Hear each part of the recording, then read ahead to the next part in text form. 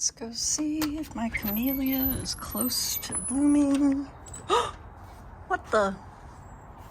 Oh my gosh! What is this nonsense?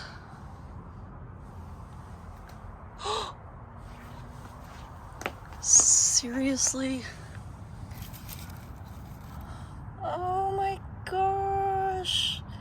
The flower was just about to open. What in the world?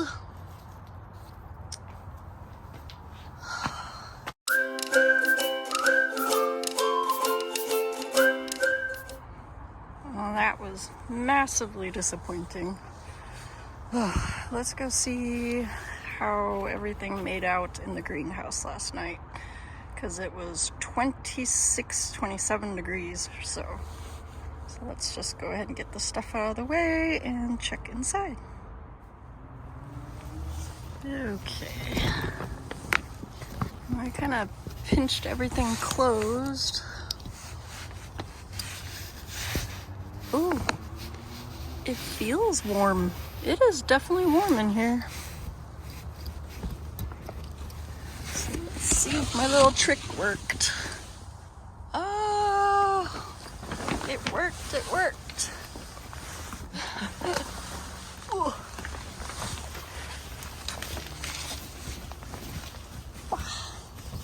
Okay, so I had this frost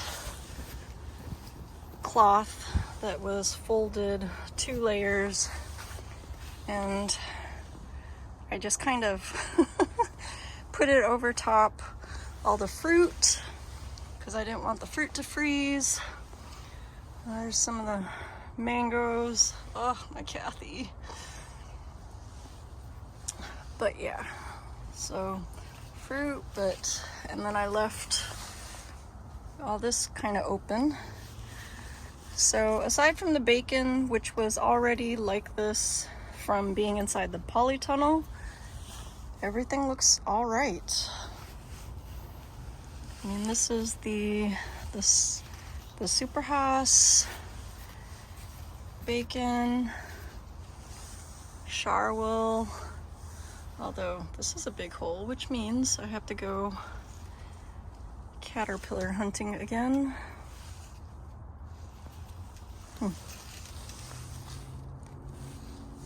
But yeah, I haven't really had any issues with the avocados in here, except for caterpillars. Good Lord. So yeah, I'm gonna have to go check on that. Oh, and the Catalina, my poor Catalina. And some of the lower leaves looked okay, it's just the top ones. The lychees and longans are fine, but all the citrus, yeah, they did awesome. But I wish you guys could feel how warm it is in here. I need to get like one of those temperature gauge thingies. And the only thing I had in here for heating, guys, is this. This is my terracotta heater.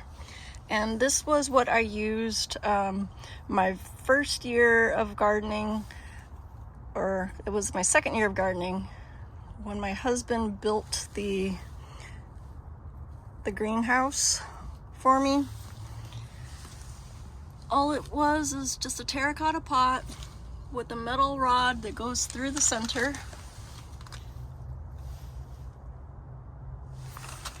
And then you put candles inside it.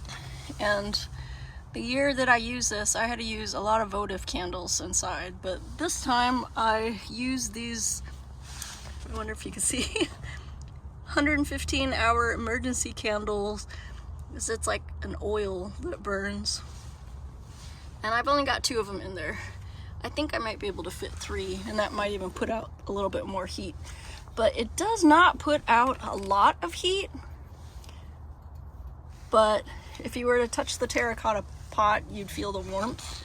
And that, I just wanted enough to keep things from getting the chill factor at night. So look, there's my cac mango.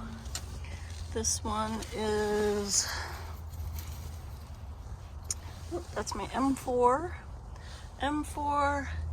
cac. CeceLove is the trooper. Oh, but the top part is icky. Oh, my Kathy, my poor Kathy.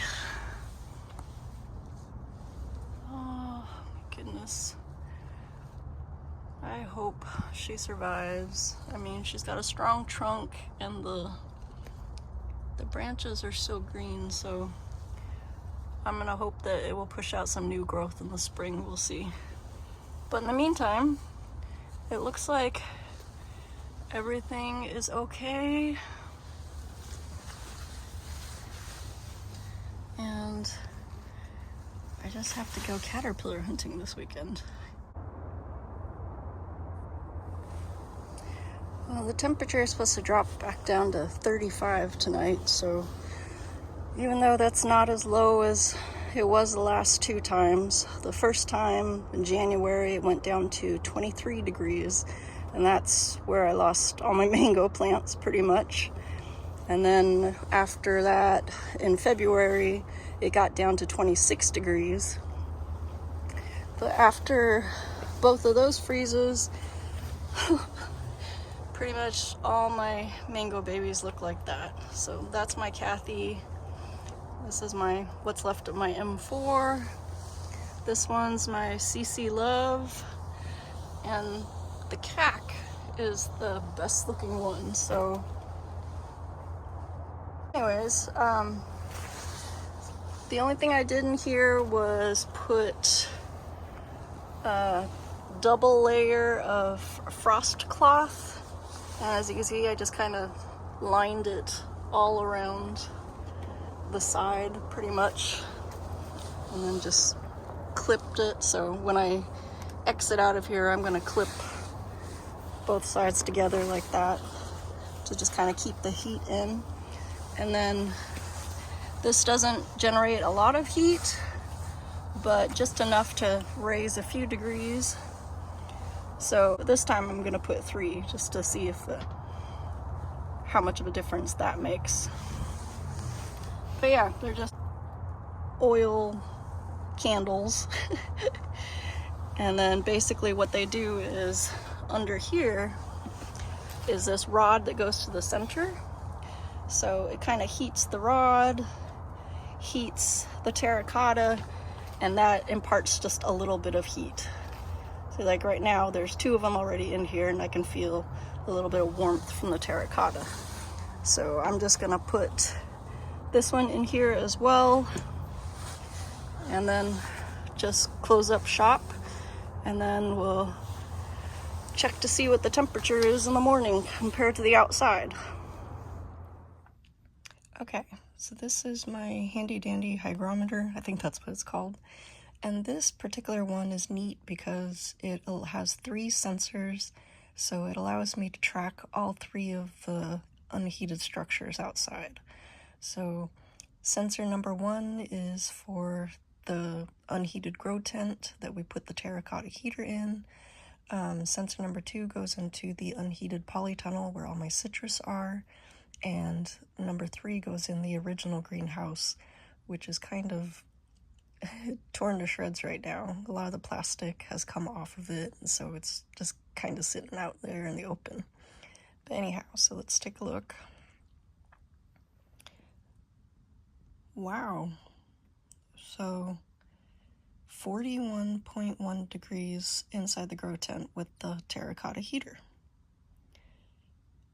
And 32.5 where the citrus is in the unheated polytunnel, which is oddly 4 degrees colder than the outside temperature right now. That's strange. 34 in the unheated greenhouse that's got torn plastic. That's even more bizarre. A comfortable 66 inside my house.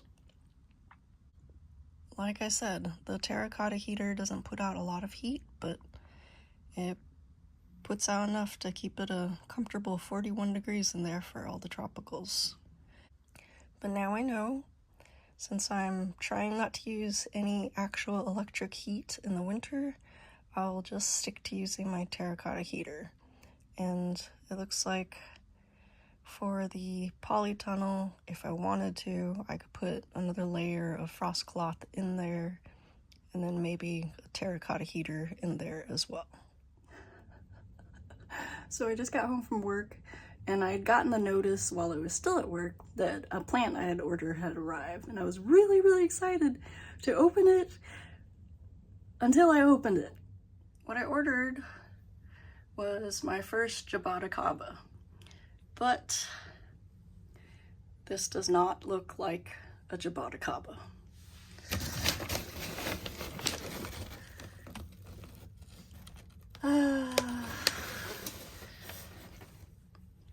Totally disappointing.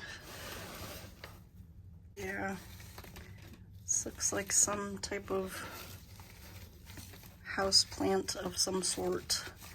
Definitely not a Brazilian grape type fruit tree. Ugh, bummer. That was so disappointing. I was all excited to get home just for that. Anyhow, today has been all kinds of crazy. There was rain, there was sun, there was hail, there was snow. Right now it's 40 degrees out and it's sprinkling. But I just wanted to show you guys. So this is the original greenhouse. Don't judge the mess of the storage around it, please. But this is what I meant when I said it's shredded. It's like literally shredded. So it's all crazy here and crazy there and that. So yeah, need to like redo it a bit. But anyways, that's why I was saying it's basically not warm in there. It's the same temperature as outside. But weirdly, it was warmer in there than it was inside the polytunnel.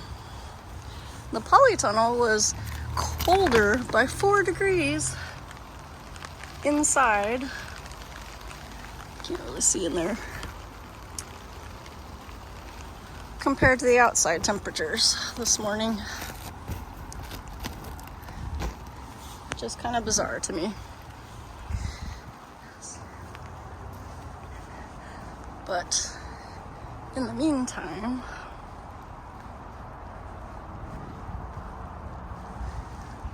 at least it was a comfy 41 degrees this morning in here, and that's what matters. So, woo, windy.